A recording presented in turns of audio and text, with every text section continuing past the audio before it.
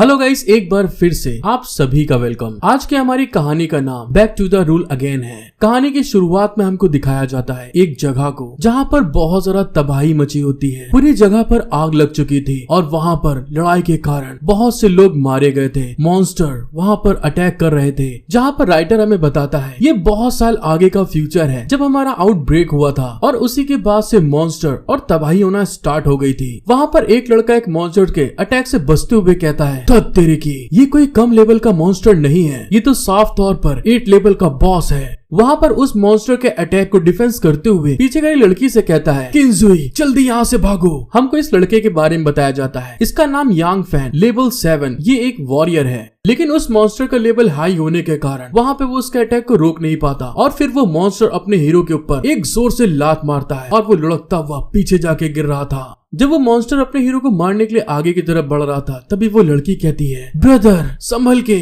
और जैसे ही वहाँ पर उस लड़के के ऊपर वो मॉन्स्टर अटैक करने वाला था, तभी वहाँ पर वो लड़की भागकर उसके अटैक के सामने आ गई थी और अपने भाई को बचाते हुए जो अटैक मॉन्स्टर ने किया था वो अपने ऊपर ले लेती है, जिसके इफेक्ट के कारण उसके पीठ में बहुत बड़ा जख्म हो गया था। वहाँ पर अपनी सिस्टर को अपने सामने इस तरह घायल होते हुए देखकर वो लड़का शॉक्ड होते हुए कहता है, क्विंग, और फिर अपनी सिस्टर को अपनी गोद में पकड़ के खूब जोर जोर से रोते हुए कहता है, नहीं ऐसा नहीं हो सकता, मेरी बहन तुमने ऐसा क्यों किया। फिर वहाँ पर वो बहुत ज्यादा गुस्से में अपने हाथ में वही तलवार को लेता है और सीधे उस मॉन्स्टर के ऊपर अटैक करने के लिए आगे की तरफ बढ़ते हुए कहता है, तो कमीने हरामखोर, मैं तेरे को जान से मार दूंगा। फिर अपनी तलवार का एक स्लैश लगाते हुए कहता है, अब तू यहाँ पर मर।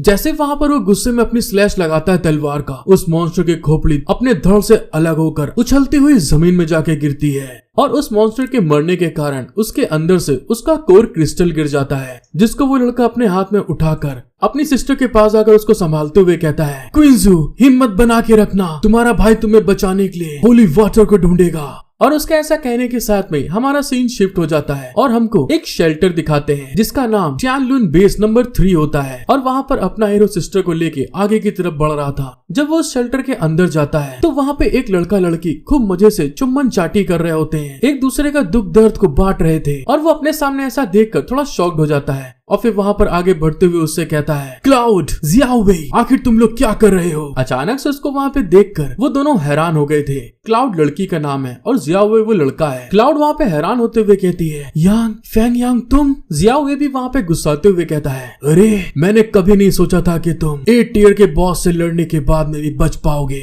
जियाओवेई की बात सुनकर अपना हीरो वहाँ पे गुस्साते हुए कहता है, आखिर तुम्हें कैसे पता कि वो बॉस 8 टियर का था। लेकिन तभी वहाँ पर उसकी सिस्टर वहाँ पे करार रही थी, जिसको फील करते हुए वहाँ पे घबराते हुए कहता है, क्विंगजू हिम्मत बांध के रखो। फिर वहाँ पे जियाओवेई से कहता है, हम इस बारे में बाद में बात करेंगे। जियाओवेई, मुझे होली वाटर चाहिए, मुझे अपनी बहन को जल्दी से बचाना है। यांग फैंग की इस बात को सुन के जियाओवेई वहाँ पे क्रीपी स्माइल देते हुए कहता है, क्या तुम मजाक कर रहे हो? होली वाटर की कीमत 1000 ब्लू क्रिस्टल है, मैं तुम्हारी बहन को बचाने के लिए इसे क्यों दूंगा। जियाओवेई की बात सुनकर यांग फैंग वहाँ पे जल्दी से अपने पास से कुछ निकालते हुए कहता है, ऐसी बात नहीं है, मैं इसके लिए ट्रेड करूंगा तुमसे। और तभी वहाँ पर वो अपने पास से एक गोल्डन कलर की रिंग को बाहर निकालते हुए कहता है, ये रिंग बहुत अनमोल ट्रेजर है जिसे मैंने हमेशा अपने पास रखा है, इससे तुम मेरे जैसा बन पाओगे और अगर तुम इसे ऊंचे दामों में बेचते हो तो तुम्हें बहुत ज्यादा फायदा हो सकता है। यांग फैन की बात सुन के जियाओवेई कहता है, ये इतना बुरा भी नहीं है, लेकिन अगर तुम यहाँ पर मर जाते हो तो इस ट्रेड की जरूरत नहीं है, मैं इसे बस आपके मरने के बाद आपकी बॉडी से ले सकता हूँ और तुम्हारी बहन के ऊपर मैं अपना होली वाटर क्यों बर्बाद करूँ।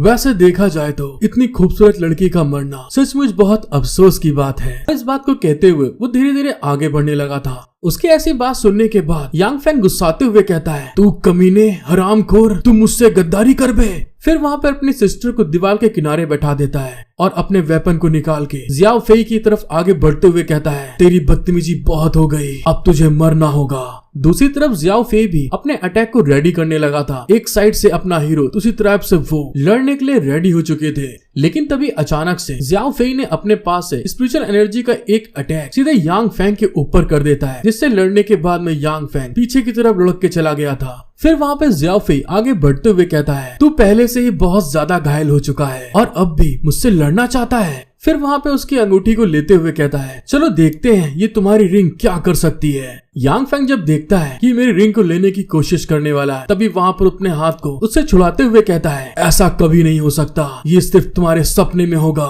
और दोस्तों इस बात को कहने के बाद वो तुरंत उस रिंग को अपने मुंह में लेके गड़क लेता है, खा जाता है। ऐसा होते हुए देखकर जियाओ वही वहाँ पे क्रिपी स्माइल देते हुए कहता है, क्या तुम्हें ऐसा लगता है कि तुम इसे निगल कर मुझे रोक सकते हो? मैं इसे सीधे तुम्हारे पेट से ले लूंगा। फिर वहाँ पे यांग फेंग के पेट के अंदर उसी की तलवार को घुसेड़ देता है। लेकिन तभी अचानक से जहाँ पर उसने पेट पे तलवार मारी थी उसके अंदर रिंग गोल्डन कलर में चमकना स्टार्ट हो जाती है और उसकी लाइट बढ़ते बढ़ते इतनी ज्यादा बढ़ जाती है कि उन लोग सामने देख भी नहीं पाते। और तभी घबराते हुए जियाओ फेई चिल्ला के कहता है, ये आखिर क्या हो रहा है? उस लाइट में हमको पता चलता है वो जो अंगूठी थी वो एक आर्टिफैक्ट होती है जो कि वहाँ पर अपने हीरो के घायल होने के बाद में टाइम को वापस पीछे लेके जा रही थी। और ऐसा होने के साथ में अचानक से अपने हीरो यांग फेंग की आंख खुलती है। Back to the rule again के चैप्टर 2 में हमें दिखाया जाता है जैसे यांग फेंग ने वहाँ पर अपनी आंख खोली होती है तो अचानक से उस जगह को देखने के बाद शॉक्ड होते हुए कहता है, नहीं, ये तो ब्रेक आउट के विस्फोट से 3 घंटा पहले का समय है। उसको वहाँ पर इस चीज का भरोसा नहीं होता तो वहाँ पर अपने गाल में चुटकी काटते हुए कहता है, ये तो दुख रहा है, मतलब कि मैं कोई सपना नहीं देख रहा, क्या मैं सचमुच फिर से रेनकार्नेट हुआ हूँ? फिर वहाँ पे अपने बगल में देखने के बाद एकदम से शॉक्ड हो जाता है तो हमको पता चलता है दोस्तों उसके बगल में एक बहुत hot and sexy Lallan top पटाखा माल लेटा हुआ था। और दोस्तों ये कोई और नहीं वही क्लाउड होती है, लड़की जो कि जियाओ फेई के साथ में चुम्मा चाटी कर रही थी और उसके साथ मिलके अपने यांग फेंग को मारा था। क्लाउड को देखने के बाद यांग फेंग वहाँ पे गुस्साते हुए अपने मन में कहता है, क्या मुझे अभी इसको मार देना चाहिए? अगर तुमने मेरे साथ विश्वासघात नहीं किया होता तो मेरी बहन की जान भी जोखिम में नहीं पड़ती, वो मरती भी नहीं और मैं साथ में ही इस समय में वापस नहीं आता। खैर जो भी है, मैं अपनी इस जिंदगी में मैं अपने परिवार और करीबी दोस्तों को प्रोटेक्ट करूंगा जिन्होंने मुझे नुकसान पहुंचाया था। बस तुम लोग मेरा इंतजार करो, तुम लोगों ने जो कुछ भी मेरे साथ में किया मैं इतनी आसानी से नहीं जाने दूंगा।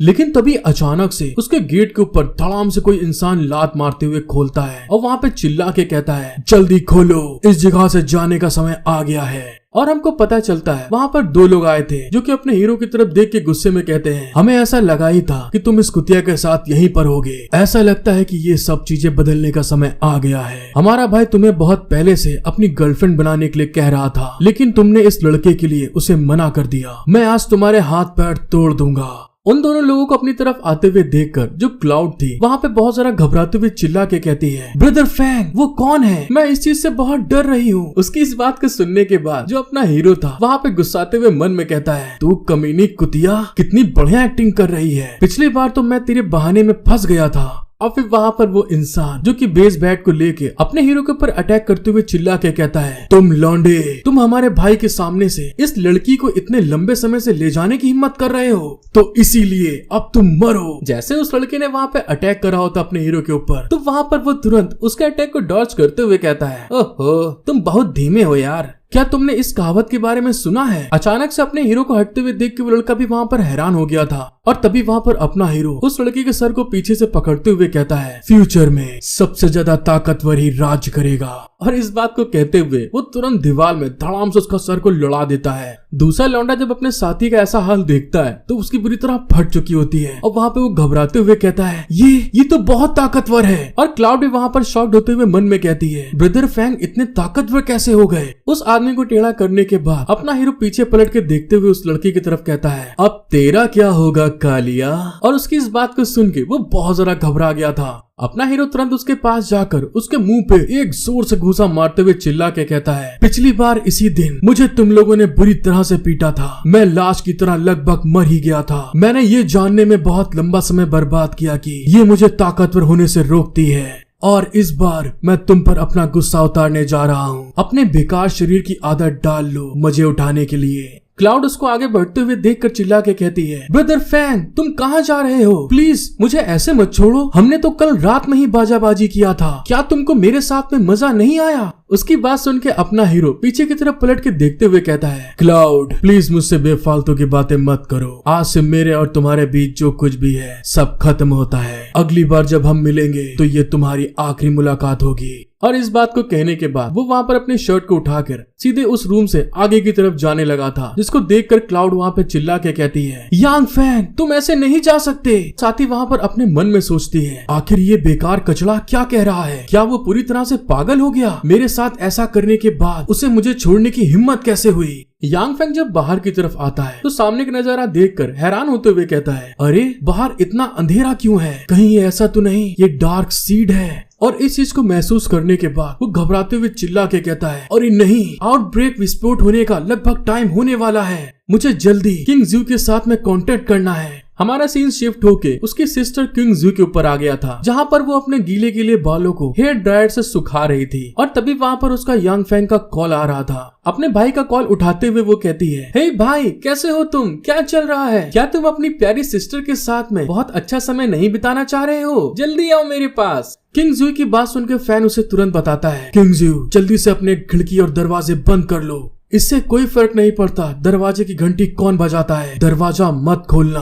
प्लीज, मुझ पर विश्वास करो, मैं वापस आकर तुम्हें सब समझा दूंगा। जब यांग फैन ऐसा बोल रहा था तो सामने का नजारा धीरे धीरे करते हुए बदलना स्टार्ट हो गया था। अपने भाई की बात सुनकर किंग ज़ू वहाँ पे हैरान होते हुए कहती है, ये क्या बोल रहे हो भाई तुम? मैं अपने डॉर्मेट्री में हूँ और ये जगह बहुत सुरक्षित है, तुम्हें चिंता करने की कोई जरूरत नहीं है। और फिर वहाँ पे किंग ज़ू सामने खिड़की खोल के देखती है तो सामने की तरफ कुछ लोग थे। और तभी वहाँ पर यांग फैंग उसको समझाता है, जो मैं कह रहा हूँ उसे सुनो, नहीं तो बहुत देर हो जाएगी। अपने भाई की बात सुनकर किंग ज़ू वहाँ पे हैरान होते हुए कहती है, अरे ब्रदर बाहर कुछ अजीब होने लगा है, वो लोग बाहर किसका वेट कर रहे हैं और एक दूसरे को खा रहे हैं। अपनी सिस्टर की बात सुनकर यांग फैंग हैरान होते हुए चिल्ला के कहता है, किंग जाओ जल्दी करो, हटो वहाँ से, खिड़की दरवाजे बंद करो जल्दी से। बैक टू रूल अगेन के एपिसोड 3 की स्टार्टिंग में हमको दिखाया जाता है, यांग फैंग ने जैसे अपनी बहन को समझाया था तभी अचानक से नेटवर्क फेल होने के कारण उसका सिग्नल कट गया था, जिससे कि वो वहाँ पर बहुत जरा घबरा जाता है। और फिर सामने की तरफ देखकर थोड़ा घबराते हुए कहता है, किंग ज़ू पिछली बार तुम बच गई थी, अगर मैं अभी वहाँ पर पहुँचूं तो मुझे इसे बचाने लायक होना चाहिए। और जैसे उसने इस बारे में बोला था तभी उसकी रिंग वहाँ पर शाइन करने लगी थी, जिसको देखते हुए अपना हीरो कहता है, मेरी अंगूठी मुझे फिर से बता रही है मेरे आसपास कोई समनर है।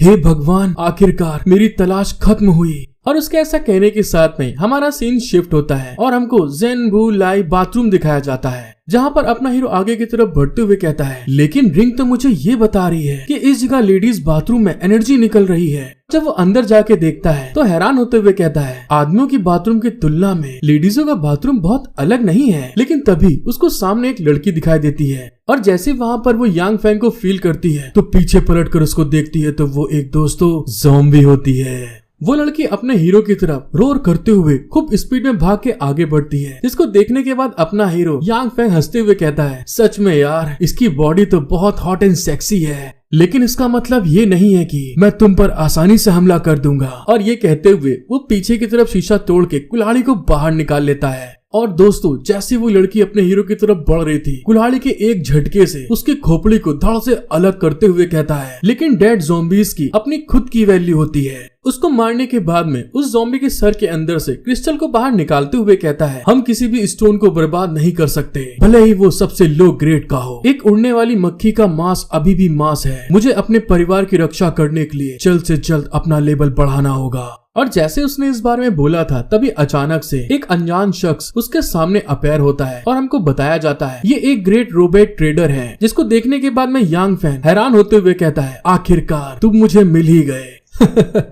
मेरी पिछली जिंदगी में मुझे इस ट्रेडर को ढूंढने में 3 महीने लग गए, एक बार तो एक दिन भी नहीं लगा। भयानक प्रलय होने के बाद इस तरह के मिस्टीरियस ट्रेडर्स अपीयर होना स्टार्ट हो गए और इन ट्रेडर्स को उनके लेवल के अकॉर्डिंग रैंक दी जाती है। इनके कपड़ों के रंग को देख के ही कोई इनके रैंक को बता सकता है, जो ग्रे, नारंगी, पीला, हरा, हल्का नीला और बैगनी, इसी 9 रंगों के कपड़े पहनने वाले ये ट्रेडर्स होते हैं, जो कि मेडिसिन और वेपन्स के साथ में उनको स्टोन के बदले ट्रेड कर सकते हैं। वो ट्रेडर अपने हीरो के पास आकर कहता है, ट्रेड कंप्लीट हुआ। और तभी वहाँ पर उसके पास बहुत ढेर सारी सिस्टम विंडोज ओपन होती हैं, जिसको देखने के बाद वो खुश होते हुए कहता है, मेरी पिछली जिंदगी के समान मुझे बस एक ट्रेडर के पास एक स्टोन लाना है और फिर हम उसके साथ ट्रेड्स कर सकते हैं। और जब वो सामने की तरफ देखता है तो हर विंडोज में एक अलग आइटम रखा हुआ था, जिसको देखते हुए वो कहता है, अरे वाह, इस रिंग को खरीदने पर अभी भी छूट मौजूद है। लेकिन मुझे कोई अंदाजा नहीं है कि वीकली अपग्रेड फंक्शन अभी भी वहाँ है कि नहीं। चलो ठीक है, चेक करते हैं एक बार। और जैसे वो कहता है, उसकी अंगूठी के अंदर से लाइट निकलने स्टार्ट हो जाती है और उसके सामने एक अलग तरह की विंडो स्क्रीन ओपन होती है, जिसको देखने के बाद वो बहुत ज्यादा हैरान हो गया था। उसका मुंह तो खुला का खुला रह जाता है। फिर वो एक्साइटेड होते हुए चिल्ला के कहता है, अरे वाह, ये तो एक एपिक ग्रेड का हैमर है। और इसी के साथ ट्रेडिंग कंप्लीट हो जाती है और सिस्टम विंडो भी वहाँ पर क्लोज हो जाते हैं। जहाँ पर उसके जाने के बाद अपना हीरो मन में कहता है, छूट मिलने के बावजूद भी मैं अभी भी उस हैमर को नहीं खरीद सका। मुझे और ज्यादा स्टोन को हासिल करने के लिए तेजी से बहुत ज्यादा मेहनत करने की जरूरत है। और जैसे उसने इस बारे में बोला था, तभी पीछे दरवाजे में धम धम की आवाज आती है और कोई वहाँ पे चिल्ला रहा था। और उस आवाज को सुनने के बाद अपना हीरो हैरान होते हुए मन में कहता है, लगता है वहाँ पर कुछ लोग हैं। और दूसरी तरफ हमें उस जगह को दिखाते हैं जहाँ पर लड़कियों का बाथरूम बना हुआ था। वहीं पर एक लड़की ज़ॉम्बी बनने के बाद दूसरी नॉर्मल गर्ल्स के ऊपर अटैक करने के लिए आगे बढ़ रही थी, जिसको देखने के बाद दूसरी लड़की घबराते हुए कहती है, नहीं नहीं, इधर मत आओ। उस लड़की को इतना घबराते हुए देखकर दूसरी लड़की वहाँ पर उसके हाथ से चाकू लेते हुए कहती है, ए पट्टू, तू इधर मुझे चाकू दे, तुझसे नहीं हो पाएगा।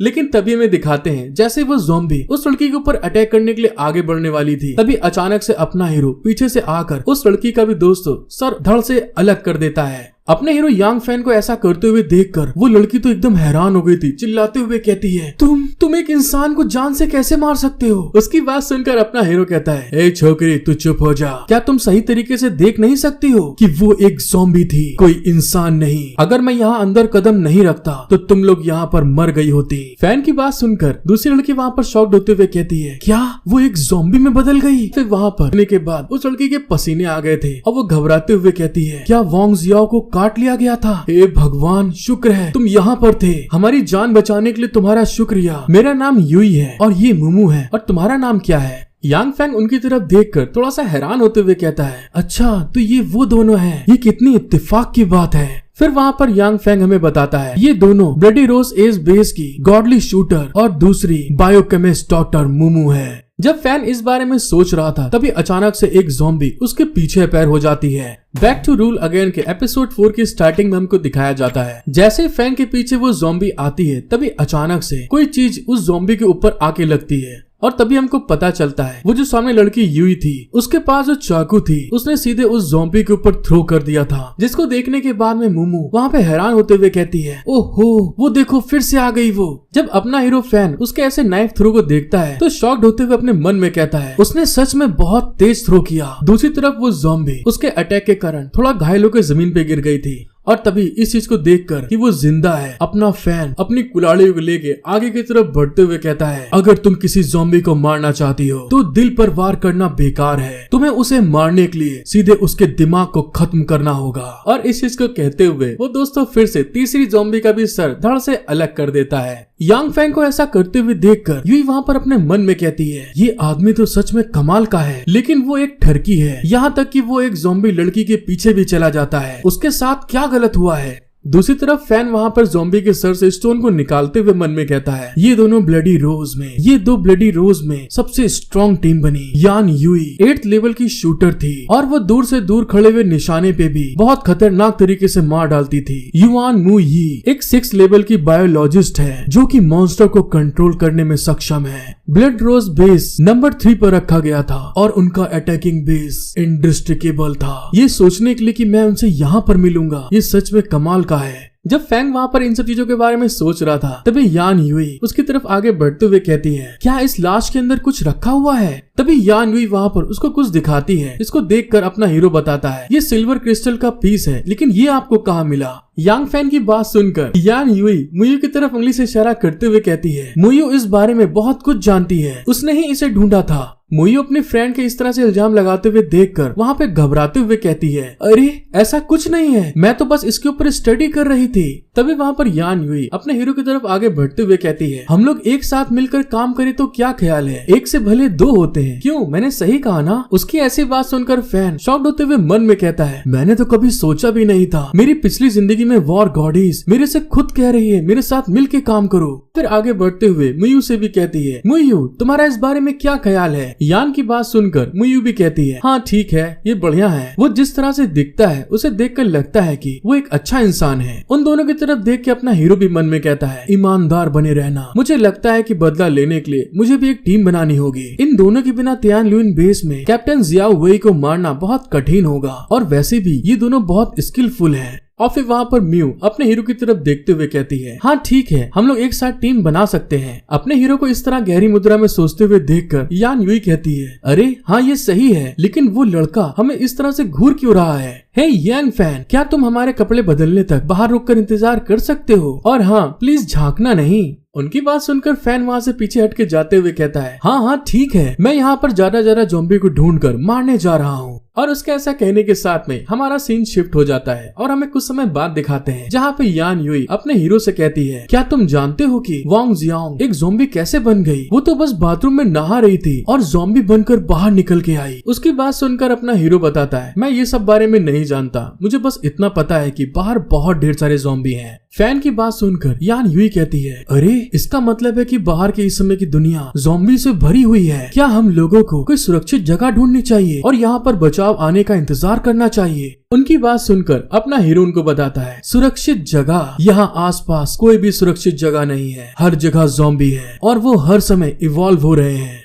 फैन के इस बात को सुनकर यान यूई वहाँ पे हैरान होते हुए कहती है अच्छा वो इवॉल्व हो सकते हैं? क्या इसका मतलब ये है कि हम भी इवॉल्व हो सकते हैं? चलो चलते हैं, आसपास चल के देखते हैं कि आसपास कितने ज़ॉम्बी हैं। और उनके ऐसा कहने के साथ में हमारा सीन शिफ्ट हो जाता है और हमें बाहर फैंग को दिखाते हैं जो कि वहाँ पर सामने की तरफ देखते हुए कहता है मैं तुम लोगों को अपने बारे में बता दूं, मेरा नाम यांग फैन है, मैं आप लोगों की मदद कर सकता हूँ मेरी तरह इवॉल्व होने में, लेकिन मेरी 3 शर्तें हैं। सबसे पहले मेरी सुनो और बात को मानो, दूसरी मुझे कचड़े लोगों की जरूरत नहीं है, तुम लोग मुझे फॉलो करो और जितने भी यहाँ पर क्रिस्टल मिलते हैं मुझे दे दो, और तीसरी गद्दारी नहीं कर बे।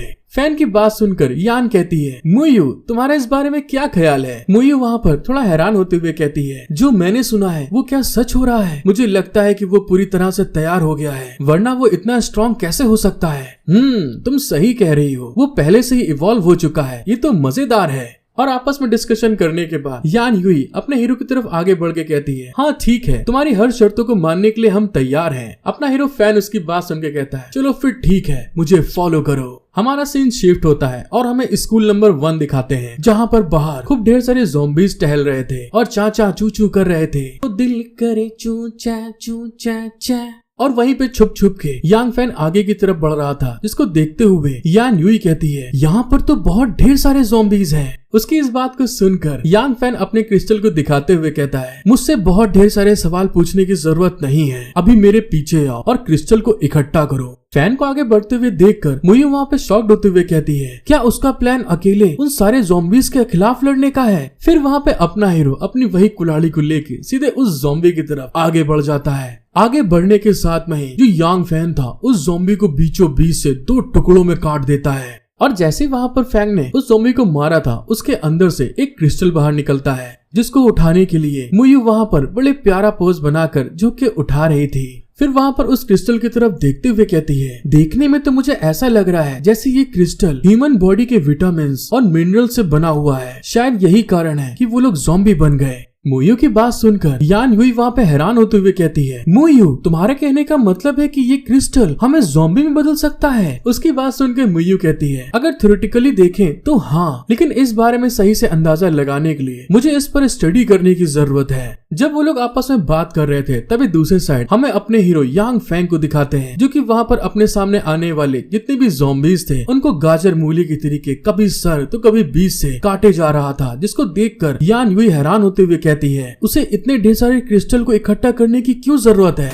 Back to the rule again के एपिसोड 5 की स्टार्टिंग में हमको दिखाया जाता है जब वो लोग फैंग की तरफ देखकर हैरान हो रहे थे तभी चुपके से एक ज़ॉम्बी पीछे से उनकी तरफ आगे बढ़ने लगा था, लेकिन तभी अचानक से एक गाड़ी बड़ी स्पीड में उस ज़ॉम्बी को कुचलते हुए आगे की तरफ निकल जाती है और उस गाड़ी के अंदर से एक लड़का बाहर निकलते हुए कहता है यान यूई इस तरह के सिचुएशन होने के बावजूद हम लोग फिर से मिल गए, शायद यही हमारा भाग्य है। हमको इस लड़के के बारे में बताया जाता है ये मू फैमिली का वारिस मू तियान है जो यान यूई के पीछे बिल्कुल बावरा पगला आशिक है। वो वहाँ पे बड़े एटीट्यूड में पोज बनाते हुए कहता है, यहाँ मेरे साथ इन ज़ॉम्बी को कोई मौका नहीं मिलेगा, आओ इधर आओ लेडीज, मेरे ऊपर कूद जाओ, मैं तुम लोगों को इतनी भयानक जगह से बाहर निकाल दूंगा। यान यूई अपने सामने इस तरह की एंट्री देखती है तो वहाँ पे थोड़ा सा शॉक्ड होते हुए कहती है, मू टियान तुम तो सचमुच एक घटिया बेकार नमूने हो। तभी दूसरे साइड में हमें यांग फैंग को दिखाते हैं जो कि ज़ॉम्बी के गले को काटते हुए चिल्ला के कहता है, तुम लोग किस बारे में बातचीत कर रहे हो, जल्दी मेरे पीछे आओ। और दोस्तों हम लोग को पता चलता है यान हुई के जस्ट पीछे एक ज़ॉम्बी आ गया था, लेकिन वक्त रहते यांग फैंग ने उसको बचा लिया था। फैन की बात सुनकर यान हुई उसे बताती है, ये कोई ऐसा है जो मुझे परेशान करने वाला इंसान है, हमारे स्कूल में उसे प्रिंस मू कहा जाता है। उन लोगों की जान पहचान देखकर अपना हीरो फिर से अपने काम की तरफ आगे बढ़ने लगा था, लेकिन तभी मू टियान उसकी तरफ आगे बढ़ते हुए कहता है, हे लौंडे, तुम्हारे पास तो बहुत अच्छी स्किल है और मैं एक बॉडीगार्ड की तलाश कर रहा हूँ, तुम मेरे साथ में क्यों नहीं आते, मेरे पास बहुत ढेर रुपया है। उसकी ऐसी बात सुनकर फैन वहाँ पे हंस रहा था, जिस चीज के कारण मू टियान वहाँ पे गुस्से में एक चेक को बाहर निकालते हुए कहता है, क्या तुम मेरे पर विश्वास नहीं कर रहे, ये लो ये एक चेक है, इससे तुमको बहुत ढेर सारा पैसा मिलेगा और अगर तुम मुझे फॉलो करते हो तो तुम्हें बहुत कुछ मिलेगा। लेकिन तभी अचानक से मुयू के पास में दो ज़ॉम्बी बहुत स्पीड में आगे की तरफ बढ़ रहे थे,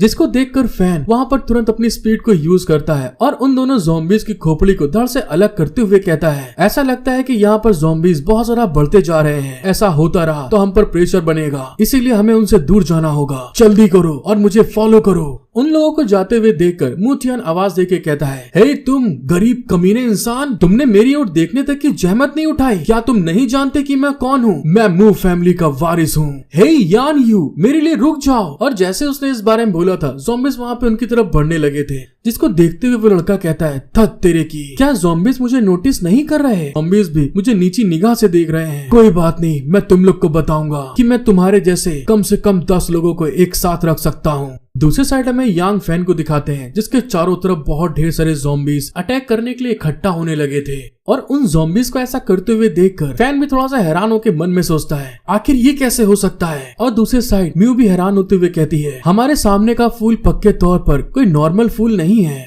फैन जब उस फूल को देखता है तो हैरान होते हुए कहता है, हाँ ये एक सेकंड टियर का म्यूटेंट है, वो तो पहले से ही एक म्यूटेंट मॉन्स्टर है और वो मुझसे बहुत ज्यादा तेजी में इवॉल्व हो रहा है। मुयू जो वहाँ पे उस फूल को देखती है तो शॉक्ड होते हुए कहती है, ये प्लांट भी ज़ॉम्बीज बन सकते हैं। और दोस्तों हमको पता चलता है वो जो फूल था वो वहाँ पर अपने कुछ रेड सीड्स को हवा में फ्लोट करवा रहा था, हवा में उड़ रहे थे उसके सीड्स और वो सारे रेड कलर के सीड्स उन ज़ॉम्बीज के ऊपर जाके गिर रहे थे। फैन इन सब चीजों को होते हुए देखकर चिल्ला के कहता है, वहाँ पर देखो वो सेकंड लेवल का जो फूल है वो ज़ॉम्बीज को कंट्रोल कर सकता है, इसीलिए ज़ॉम्बीज हमारे ऊपर हमला करने के लिए एकजुट हो रहे हैं। उन ज़ॉम्बीज को इस तरह से अपने ऊपर अटैक करते हुए देखकर यान यूई कहती है, अब हमें क्या करना चाहिए, वो हमारे बहुत क्लोज आ रहे हैं। फैन जब ऐसा होते हुए देखता है तो तुरंत अपनी स्पीड को यूज करते हुए कुछ ज़ॉम्बी को मार के आगे की तरफ भाग के जाने लगा था और आगे बढ़ने के बाद एक ज़ॉम्बी के ऊपर बहुत भयानक अटैक करते हुए चिल्ला के कहता है, मेरे पीछे रहो तुम लोग, यहाँ के ज़ॉम्बीज बहुत धीमे हैं, मैं तुम्हारे लिए रास्ता बनाऊंगा। लेकिन तभी हमें दिखाते हैं एक फीमेल ज़ॉम्बीज अपने बड़े बड़े बलून को लेके खूब स्पीड में म्यू के ऊपर अटैक करने के लिए आगे आने लगी थी। जो म्यू थी वहाँ पे इतने ढेर ज़ॉम्बीज को देखने के बाद डर जाती है और इस चीज को होते हुए देखकर तुरंत यान यूई उस फीमेल ज़ॉम्बी के ऊपर लास्ट से अटैक करते हुए चिल्ला के कहती है, मुयू तुम हमारे बीच में रहो, मैं पीछे के ज़ॉम्बीज के ऊपर हमला करके तुमसे दूर रखूंगी। यान यूई को इस तरह से अटैक करते हुए देखकर यांग फैन बहुत ज्यादा खुश होते हुए अपने मन में कहता है, वो सच में ब्लड रोज के लिए एक सीक्रेट वेपन है, वो केवल अपने खाली हाथों से ज़ॉम्बी से लड़ रही है।